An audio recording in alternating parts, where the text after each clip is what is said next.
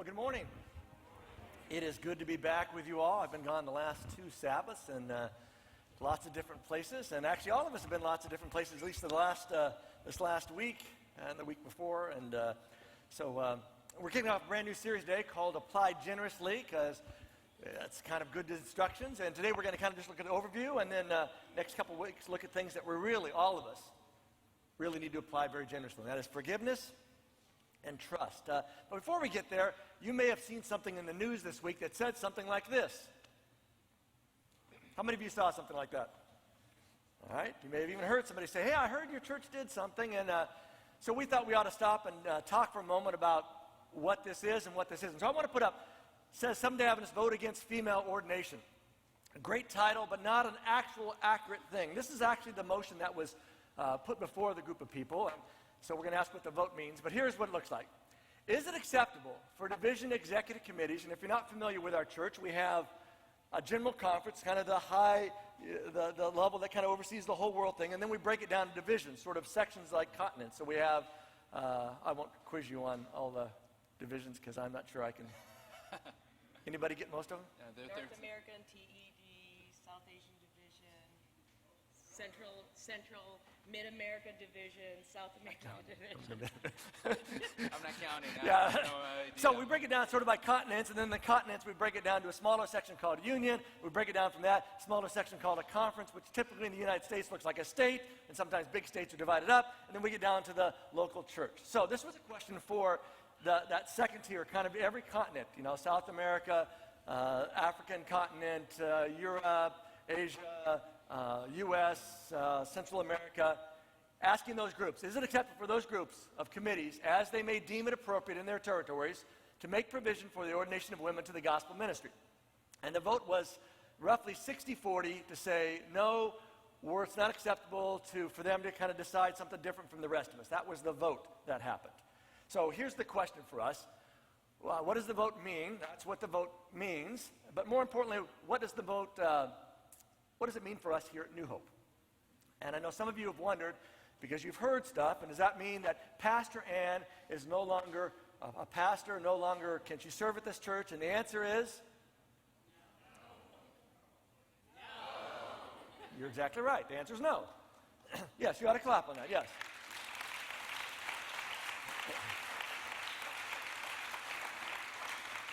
This vote had nothing to do with that. That was something voted years ago, actually over a decade ago, that said we see the value of having women as pastors. We see the value actually of having women as leadership in all sorts of the different areas of our church. We can ordain them as elders, sort of that category of leadership. And so, Ann, why don't you, Pastor Ann, why don't you explain to us what ordination means, because that's sort of the hot word here. Ordination, in its basic, truest form, means that an individual is recognized by a community for their call. And in this context, it means that ministers and pastors, and also teachers, some teachers and chaplains, are recognized through their fruits, that they have been called to the vocation to be a minister, to be a pastor within the Adventist church. And God calls everyone, male and female. And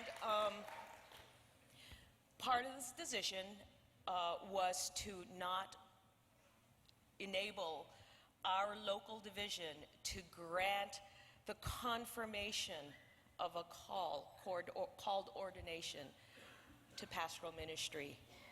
I am commissioned, which is, it's a little bit complicated. And the bottom line is the word commission. It's over a word, is what we're really about. And what I am is simply a word. Is simply a word. And because I, as a female, cannot be ordained, I am commissioned instead. But what I have learned since Wednesday is that it is God who calls us. That's right. All of you have a call we have been called to the pastoral ministry, but each one of us is given a call. And I want to particularly say to the young people here, those of you that are younger, don't you ever let anybody take away your call. That's right.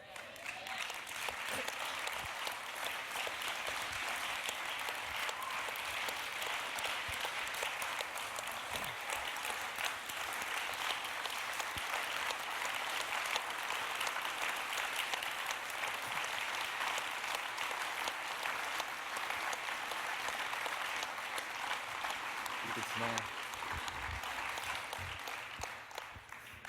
Thank you for that. Thank you very much. And I'll tell you why. Because it's biblical. And that's the bottom line. So, what does that mean for us here at New Hope? Right? That's kind of the question. Really nothing. We're going to keep doing what we do here because there's a hurting world, a hurting community that needs to hear about Jesus Christ. And the reality is we need all hands on deck. That's the bottom line. So this call that Pastor Ann just talked about, it's absolutely true. Pastor Mike and I were actually just talking about this. In Joel 2:28, God says he's going to pour out, right, his spirit on all flesh. That's exactly right. On everybody, men and women, right? Children. I mean, that's reality, and we want to live in that reality. And again, in Acts, we see that again. And so, I'll speak for myself because I feel pretty strongly about this piece. I've worked with way too many incredible female pastors. I know way too many incredible female pastors. This is, for me, this is a softball. You guys know softballs. This is a softball. We should be past this. And so, for me, all right, for me, I actually hold the same credential Pastor Ann holds. This is, but it's because the bottom line is we are all called, and we want to be able to tell our children who are also called by Jesus Christ, right, that this call in their life is legitimate, it's valid, and we need them. That's reality. So step into that call, whatever God is calling you to do. And like Pastor Ann said, if God gives you something, a person can't take that away. I just want to say thank you to my family and to my community. I mean, your support has been unbelievable. And it has encouraged me. It has given me hope. And it has given me hope in the church. But more importantly, it has given me a sense of excitement because I think this community is truly called to make a difference in the world. And I want to thank you so much for embracing that vision and embracing that call, and your support for not just for me, but our entire pastoral staff. Thank you so much. You are loved.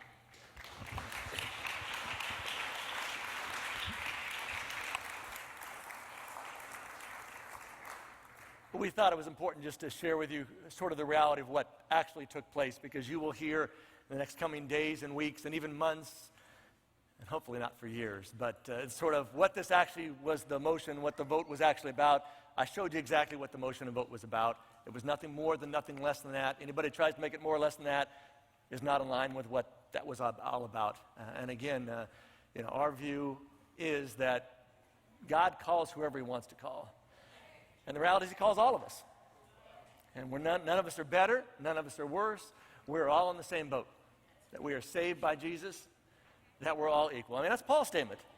It doesn't matter the color of your skin. Doesn't matter how tall you are, how large you are. Doesn't matter what parts of your body you have or don't have and what things, none of that kind of stuff. He says none of that stuff matters. And if we're all saved the same way, then it seems reasonable to assume that God calls us the same way. So that said, nothing's changing around here. We're going to stay on task, stay on mission, Because God has called us to make a difference in our world and in our community. And we're not going to allow ourselves to get sucked in and become that community something smaller, but something bigger. So we'd appreciate your prayers in that. But more important than your prayers, we would just appreciate you joining us and continuing that process here at New Hope. So with that said, hey, let's get into our sermon today. Let me ask you a question. We're going to start off just to kind of get this in our minds. On this, I want everybody to vote by raising your hands. How many of you have ever bought a piece of exercise equipment like a treadmill or maybe a DVD set of Zumba or something like that, all right? How many of you have ever signed up for a health club someplace, gone to that thing? Okay. How many of you have ever read a diet book or maybe a part of a diet book because you couldn't get through the whole thing? Anybody else there? All right.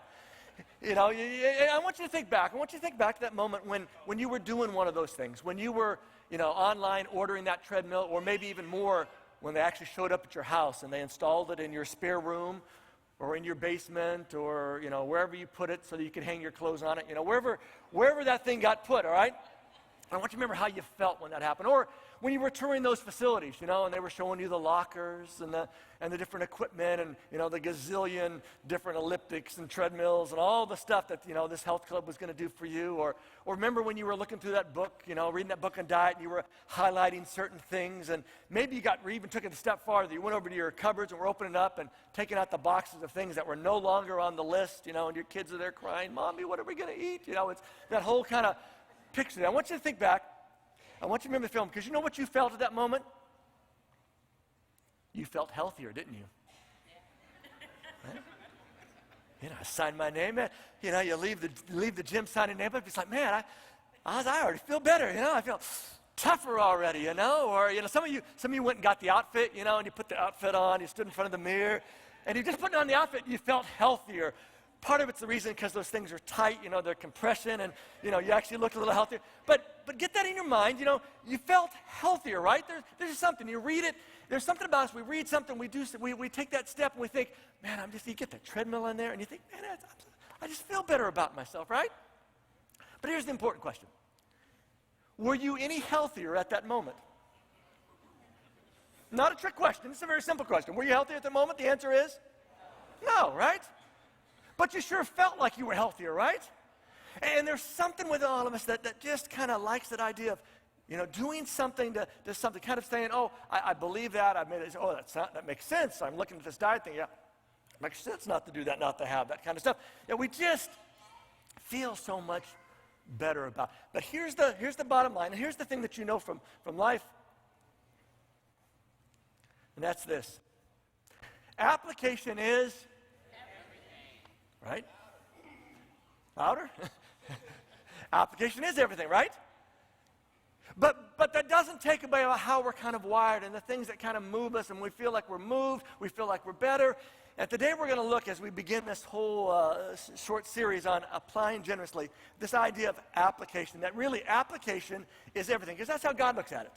And we're going to look at a little passage here in just a moment. But before we go there, I want to invite you to bow your heads and let's pray one more time together, okay? Lord, you know how we're made. You know the stuff that gets us excited. You know the stuff that we have sitting around our houses. Those piles of things that we got, and we felt so good when we got them, but they're just sitting there. And for some of us, our lives are filled with those kinds of things. And at some point, we have to move beyond feeling into actually living. Actually applying these things, actually giving you a chance and some space in our lives to work through those actions. And today, as we begin, and as we turn to this part of the Bible where it's really clear about this, I ask today that you would just remind us again that your directions, your commands, the things that you lay out for us, your counsels, are there because you have already loved us. They're there because you've already considered us your own. And because we're yours, you've given us these directions to make our lives better. And so today we just ask that you be in this place and help us to go beyond just our feelings to something deeper today in your name. Amen. Application is everything. And more than that, here's kind of the bottom line for this whole series is simply this. It's what you do with what you hear that makes all the difference. and you know this intuitively. How many times have you asked somebody to do something, and they said, okay, and they never did it? Anybody else out there? Right? And you know what you thought in your head? In fact, you may have even said it to the person. You probably went up to them and said, did you hear what I said? Because you believed that if they heard what you said, they would do it. That's right, right? And we get kind of frustrated because I know they heard me. You see this in relationships a lot, you know. Guys watching sports, wife comes in, girlfriend comes in and says, hey, would you do this? Would you, take out the trash? Would you get this for me? Yeah. Right? And she gets mad because he heard me, but he didn't do anything about it. And we get frustrated with that. But let's flip it on the other ways. How many times has somebody said something to you that you heard, that you said, sure, yeah, but nothing happened? It's a question your bosses have wondered about. Your significant other has more than wondered about it, has probably voiced their concern about it. Maybe even your parents, your teachers. They would say, didn't you hear what we said? Didn't you hear the assignment? Weren't you clear on what was said? Because we have always associated that if somebody hears something, they're going to follow through with it because we think that's how things ought to work, even though in our own lives, that's not how it works. Because we like to convince ourselves, and I think humans, we are uniquely made that we have this huge, huge capacity to deceive ourselves. We'll do a little honesty moment here as we begin. How many of you as a child, somebody really young, had a poster on your wall of somebody you were in love with? Anybody else out there with them? A few honest people here today. And you were convinced, right? Oh man, this is my, if you want to use this is my soulmate. Oh, you cried when you heard stuff, you see him on TV. Oh, he looked at me. Oh, the whole kind of piece. That'll tell you something. We are uniquely wired to deceive ourselves, right? Because at some point it dawned on you, that's just a picture, The person behind it doesn't even know me. They're glad I'm there because I'm buying their records or going to their concerts or doing whatever kind of thing. So today we're going to go over to a passage over in James chapter 1, where James really kind of gets very clear and crystal about this. And I want you to understand something as we begin. The book of James, this is the letter from James, who was one of Jesus' brothers, who actually became a follower of Jesus much later in life. He wasn't a follower of Jesus when Jesus was a kid. He wasn't like, follow Jesus around and said, oh, you're the Messiah, that kind of thing. He was, it took him a while to get around, because you can imagine if your brother was the Messiah, think about your brother or maybe your sister for a moment, and think if they were the Messiah, how hard would it be for you to follow them? Yeah, that particular sibling that you're thinking about, that one, that's the one I'm talking about, yeah. But James, for me, that's another kind of confirmation of who Jesus really was, because his brother ends up becoming a follower. And James writes this letter, and he writes this letter to Christians. We need to keep that in mind, because oftentimes we look at these, do's and don'ts, thou shalt and thou shalt not, the commands that come from the Bible. We kind of think they're universal in kind of application, but you need to know something. If you're not a Christian today, if you're not a religious person, you're not a follower of Jesus, this is sort of your first time, or you've been coming a little bit but not sure where you're at, I want you to know something as we begin today. This is not directed towards you. This is directed to those who consider themselves Christians, who consider themselves followers of Jesus. Because if you read through your Bible, you'll discover something. Whenever God gives a command, whenever he gives some directions, whenever he gives some counsel, it is always to people who he's in a relationship with. When I use the word relationship, I'm not talking about, that kind of, the lovey relationship, that kind of thing. I'm talking about, there's this connection. The Old Testament talks about this idea of covenant connection. It's like a contract, and it's not like we sit down and actually write out a contract with God, but there's this sort of parts that there's these roles that take place. In fact, if you've heard of the terms Old Testament, New Testament, everybody heard of the terms Old Testament, New Testament? Kind of divide our Bible that way. The word testament is this idea of kind of a covenant. It's kind of this contract kind of thing. It's explaining kind of how God has dealt with people who are connected with him.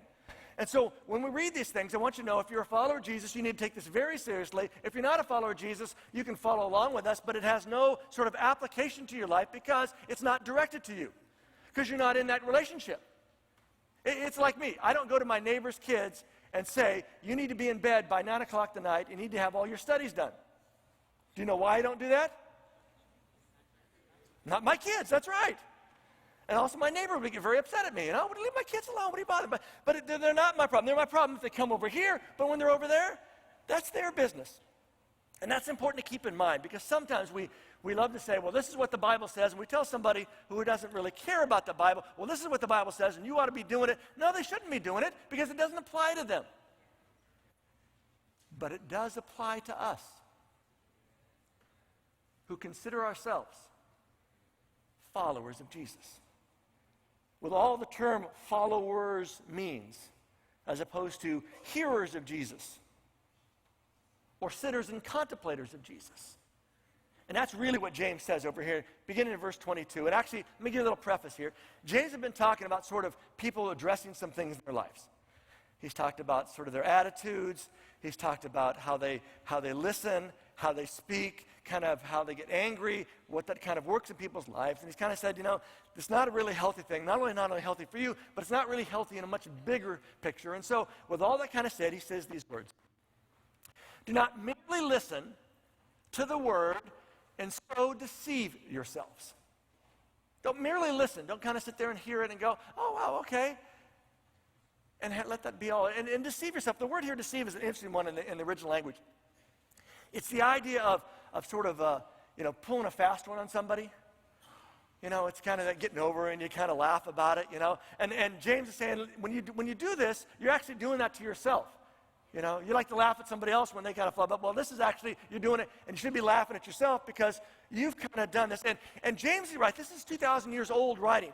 But it was just as valid back then as it is today. And here's what happens. We think, James's people thought back then, 2,000 years ago, they're sitting in a little group of folks. They're sitting in a synagogue talking. They thought they got credit for simply being there. And some of us do that. You're in church today and you think, well, hey, I'm in church today. Hey, God. Hello, make sure I get check mark. I'm here today, and you're expecting God to go, hey, angels, come here, come here, come here. Look who's here today. Everybody, see what's going on. Hey, they showed up today, check mark. They did something good today. Woohoo, big party, And we kind of expect some credit. We expect it because I showed up today, because I got up earlier than I wanted to on a Saturday. We got the kids ready and went through that whole battle. I had to be worth some points, God. The whole fight. Let's just get the church. Everybody smile when we get the church. I said smile. We get out. Everybody comes in. Everything's going to go good. Yes, you're shaking your head. You know exactly, right? We think there ought to be some credit to this. I showed up today. I'm sitting here today. I'm listening to this guy talk today. That's got to be worth something, I'm paying attention. At least a part of what he's saying, There's some important stuff going on here socially. But I'm here. That ought to count for something. And James says, if you merely do that, you think you're getting credit for it, you're deceiving yourself because you don't get credit for that kind of thing. But we kind of buy it. There's another aspect that happens in this. And if you have a Catholic background, you will immediately recognize this, but this isn't limited to folks with a Catholic background. But if you have a Catholic background, you have equated guilt with a religious experience. Right? The guiltier you feel, the more I must have had an experience with God. And some of you do. You come, you hear stuff, and you go, oh man, I could never live up to that. I'm a terrible, husband. I'm a terrible wife. I'm a terrible, boyfriend or girlfriend. I'm a terrible human being. I don't have the time to do that. Oh, I just feel bad. Because I feel bad, I feel like I've been honest with God. God, I can't do that. I'm bad. Because I'm being honest with you, I get sort of some credit for it. And we equate this idea of guilt with a religious experience. We had a guy, when I was pastoring in Atlanta, that we had hired to come work, and we'd hired him to come sort of study the Bible with people. That was going to be a specific job. We had a number of people that wanted that, so he was going to do that. And about a month into him working for us, he came and knocked at the office, and I need to talk to you all today. And so all the pastors, the three of us, kind of got together, and he sat down, and he said, I don't think I can work here anymore. And we're like, why is that? What's going on, He said, when I come to church, I don't feel bad enough when I leave. Honest story. And we kind of looked at Ed and went like, well, we thought that was a good thing. And he was like, no, no, no. I like to go to church. I like to feel bad. I like to tell people, have somebody tell me exactly where I'm going wrong and just, challenge me and put it to me. And if I don't get that, I don't feel like I've been to church. To which we said, well, it's been good having you work for us. Good luck, because we weren't going to change. We were going to try to make him feel bad in order to help him have this wonderful experience with God. But James would say, listen, some of us become, I want to feel bad, this experience, and so I'm just kind of saying, okay, then I'm okay with God. But here's the reality. We believe there's value in something in which there is absolutely no value at all. And we all do it at times. Some of you are wrestling with something you have wrestled with for years. And because you're open and honest, not only with God, with other people, this is a problem for me. Pray for me for it. And it kind of stayed around, and you just kind of use it. You feel okay about it because it's always been there, and it's going to stay there because it's your thing. But you've been honest, and because you think you've been honest, that's been being honest with God. And James just says, listen. When you merely listen, which is when somebody says, when Katina says to Marty, would you take out the trash? And Marty says, yes, I'm trying to help you out here, Marty, yes, that we're all set, He feels good, she feels good, at least until the trash doesn't get taken out. Then we have a whole other kind of piece, right? And he says, when that's the kind of thing that you think you've done something because you've said, yes, I heard you, yes, I'll do it, but do it, you've deceived yourself because you felt good for that moment. It's like when you bought that stuff, you felt healthier at the moment. But James will simply said it this way. Just do what it says. Do what it says. Because ultimately, that's what we expect when we ask somebody else to do something for us, right? And it's the same thing that God does. He says, the reason I've said to do these things, the reason I've said, be careful of this, walk away from that, stay away from those things, is simply because it's so easy to convince ourselves that something is going on in our lives when nothing is really going on in our lives. Because you showed up today, and I'm glad you showed up today, don't get me wrong. God, nobody got up and ran out, Thought, well, I'm not getting credit for this. I'm leaving. No, I'll give you credit for it. God won't, but I'll at least give you credit for it, all right? If that matters to you, I'll give you credit, all right? But what God is after, and has always been after, is something deeper in our lives. The kind of relationship, experience, whatever term you want to put on it, that literally changes our lives. And the only way change happens in life is when we do things differently than before, right? But if you do things the way you've always done them, as the saying goes, you're always going to get what you've always gotten, right? And that's why he says, don't just kind of come, listen, but do what it says. And he goes on and says these things. Those who hear God's word and do nothing are like people who look at themselves in a mirror. How many of you looked at yourself in a mirror this morning? Really? The others, or you didn't look in the mirror this morning? We have it different. Back then, 2,000 years ago, looking in a mirror was much different. I mean, you might get a piece of metal that you can get just a little bit certain way, and have to imagine it's like those little, circus places you go with the mirrors that are the fat mirror, the skinny mirror, the tall, those kind of mirrors, you're trying to see. Or, you're looking in water and you get kind of a glimpse, because they didn't have mirrors like we have today. But his point is you kind of get a sense of it. You kind of look at, but you look at yourselves in the mirror, and we understand it much better today, because we look at ourselves at least, I'm going to guess you look at yourself at least 6 times every day, at a minimum. Some of you look at yourselves a whole lot more than that, but I'm just saying a minimum, all right? Because think of my time. You ever get out of the car, you close the door, you see yourself in the glasses, you close the door, when I had hair, I'd fix my hair, kind of thing. Or you're walking down the street, you see yourself in the glass. Anybody else do that, All right, thank you. Yeah, if you want to, we look at that kind of stuff, and we look at it because you want to make sure that when you go out, you look all right, right?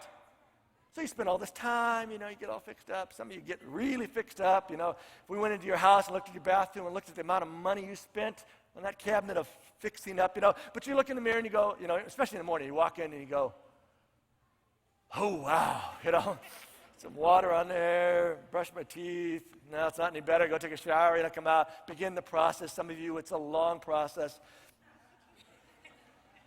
Just an honest statement, not evaluation of anything other than that, all right? But, you spend a lot of time, you get it, so you want to get everything just right. I mean, some of you are so impacted by the oh, wow kind of thing and getting it all right. When you go traveling, you have your own bag just for the oh, wow stuff, right? Right? But we know what it means to look like in a mirror and to kind of go, oh, oh, well, okay, now. And some of you, you'll check yourself 5 or 6 times before leaving the house, You do all that stuff, you feel good, because you don't want to go out and get embarrassed, right? And so James will say, listen, those who just simply hear this and don't do anything are like you look in that kind of mirror, taking all that time, spend all that time on getting just right, and then they go away. And they quickly forget what they look like. Best way I understand this is like 6th and 7th grade-year-old boys.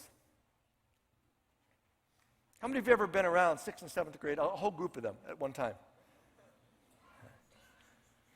There is something about that age. They haven't quite figured out the value of modern hygiene, let's put it that way, right?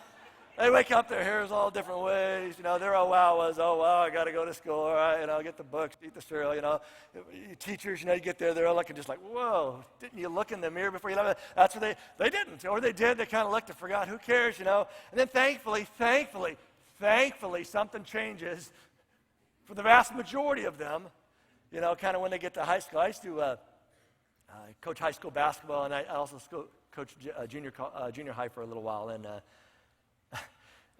some years, you had to evaluate talent, and so you get the kids out, let them first practice, you just let them get out and play, just evaluate what kind of kids you got. And oftentimes in the second half of practice would be, this is a basketball, this is what it looks like the dribble. You have to go through all the basics because they weren't quite there. But typically on the second day, I did it for about 3-4 years. On the second day of practice, we went back over the basics. This is a basketball, and this is a bar of deodorant. Go use it right now. Because it hasn't quite sunk in that there's an association with taking care and then attract, all that kind of stuff. And that's kind of the picture here. He says, they hear it but don't do it. They get on, but then they forget kind of what, they just kind of forget all that stuff. It doesn't have a lasting impact on them. But he says, listen, the truly happy people, the blessed people, how many of us want to be truly happy people? All right, the rest of you, I hope you're never happy and never blessed, but all right. Don't want to play along with me, I'll play along with you, all right? But if you want to be truly happy, truly blessed, he says, are those who look intently. The ones that are really happy are the ones who look intently, and some of you women know exactly what this word means. Because you have one of those round mirrors that's sitting on your bathroom that you look at and it's like, whoa, you can not only see your eyeballs like that, you can see every pore. And honestly, ladies, I don't know why you want to see everything like that. Because a couple times I've looked at it, it's like, man, why would you do it? But you understand to look intently because you want to get everything just right. You want to get it all set. That's what he says. The happy people are the ones who look intently like that, are kind of staying focused. And actually the language here is that they keep looking intently. They keep that kind of focus on it.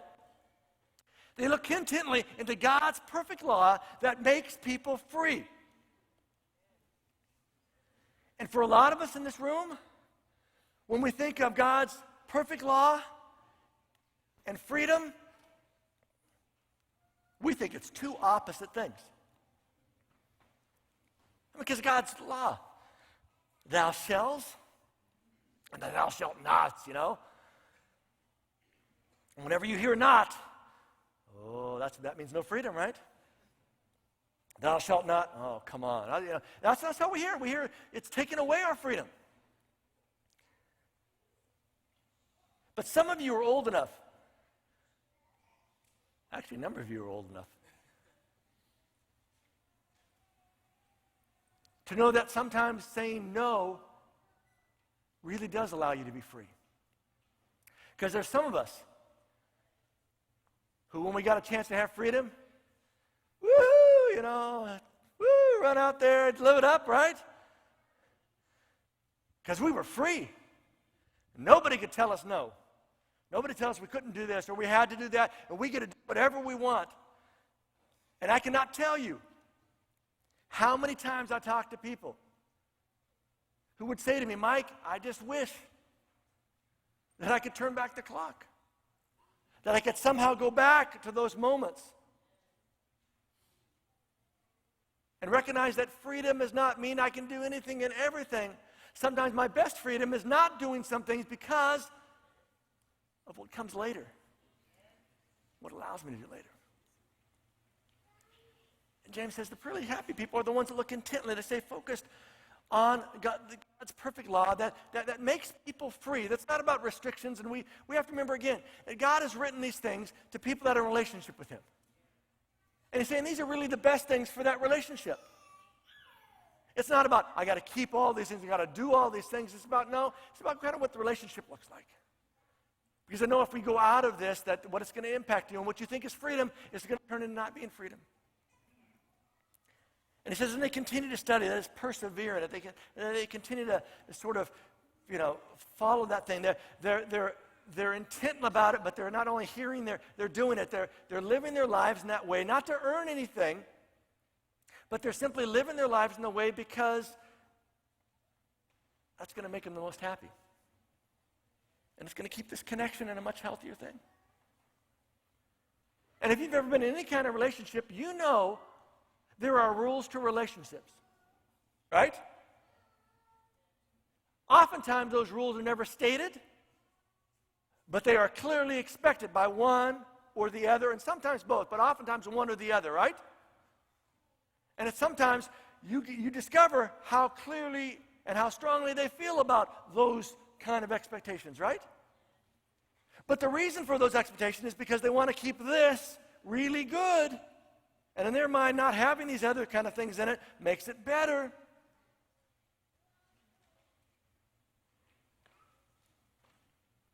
And it's so easy for us, especially as Christians, to kind of think, well, the law's there, and the law's to lead us to Jesus, and I'm so glad I found Jesus. I'm covered by grace, and so, yeah, those things are important, but they're not that important. Or if I'm doing it, if I really, try to kind of follow my life that way, I'm being legalistic, I'm trying to earn my way. We forget something that the Jews were very clear on. See, sometimes we kind of, I'm going to use a theological term, poo-poo the beliefs of the Jews. We kind of say, oh, they didn't have it right. They're all this and that. No, you have to remember that Jews 2,000 years ago, and even today, they're God's chosen people. That's where they started off. We're in, baby. We are chosen people. Now, these expectations for God, these do's and don'ts, these laws and kind of stuff, that's not to get us in. That's just describing what it looks like to be in. And sometimes I wish we could understand that. That if you've accepted Jesus, if you've come to put your belief in Him, then you are in. The other stuff is about letting God work in and through our lives to bring us happiness, to make us blessed, as it said before.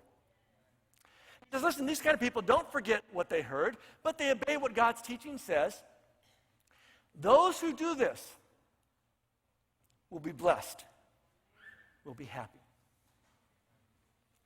And my simple question as we sort of wind this down today is, do you want to be happy? Do you want to be blessed? Then don't get this all mixed up. God wants us to be more than just simply hearers. He wants us more to kind of feel like, hey, I did something today by showing up at church. Or maybe I made you feel bad today because you're not doing something you know you're supposed to be doing, and now you're going to go, ooh, religious experience. Feel good better already? God wants nothing more than our experiences, our choices, our life to match up with what he has as the best for us. And when we narrow that religious experience down to either showing up someplace or just a set of beliefs, I believe these things, therefore, because I believe them up here, everything's fine. Here's what, Here's the bottom line. It's what you do, not what you intend to do. It's what you do, it's not what you intend to do. I'm going to let that sink in for just a moment. I thought it was better than that, but apparently not.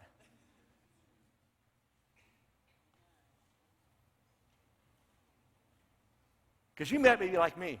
If you were to come to my house and go down to my basement, that I'm in the process of remodeling, like to say. Actually, I have not got to the process yet, but I've been buying things to get ready for the remodeling. And you can see little piles of stuff, sometimes bags of stuff, sometimes just piles of stuff that I have purchased in order to get ready for that.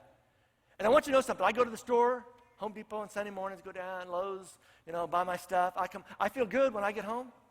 Man, I feel good. I did something. I got ready for my job. Chris, I was ready, but I got home and I'm tired now, because I spent a couple hours at one of those places working on the deals, and so put my bag down. I feel good. I'll go take a nap now.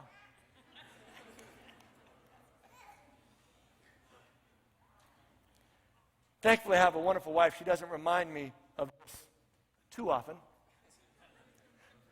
Because she could go down to the basement and say, intended.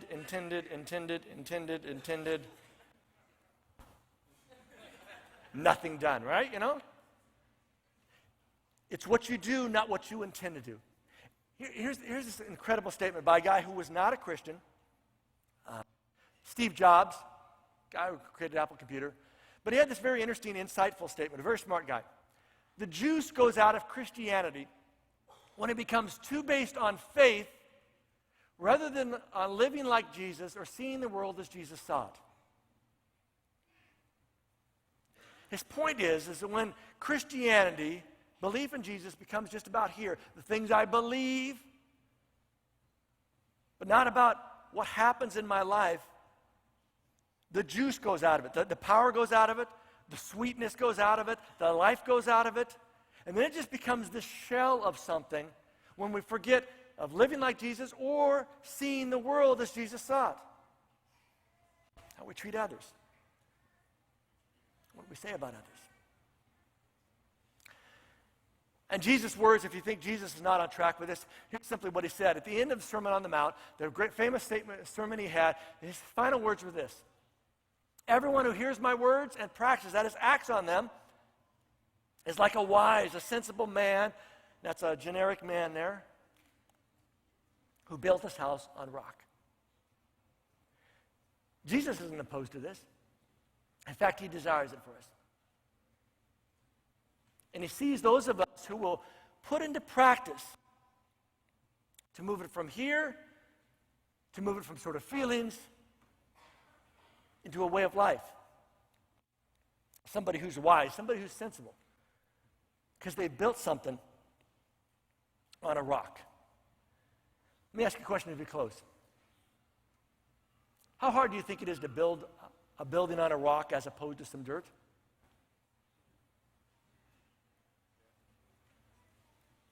I'm not a builder, but I have to imagine it's harder to build on a rock than it is in some dirt. Because I can dig dirt. I don't dig rock, Sam.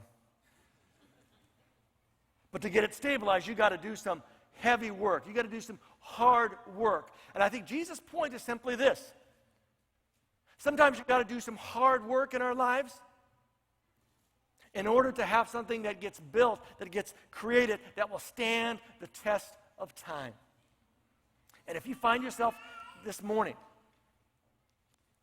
in a place just thinking, man, Mike, what you're saying, that's just too hard.